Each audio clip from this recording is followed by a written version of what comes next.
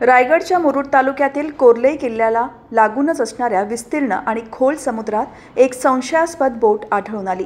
ज्या क्षणी या बोटीसंदर्भातील माहिती मिळाली त्यानंतर तातडीने सुरक्षा यंत्रणांना खडाळून जाग आली आणि तातडीने यंत्रणा कामाला लागल्या।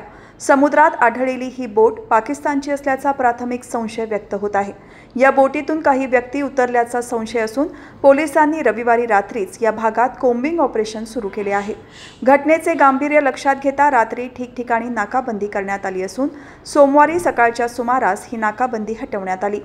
रायगड पोलीस, तटरक्षक दल, सीमा शुल्क विभाग, शीघ्र प्रतिसाद दल, स्थानिक गुन्हे शाखा, नौदल, बॉम्ब शोधक आणि नाशक पथक अशा सर्व यंत्रणा तिथे पोहोचल्या।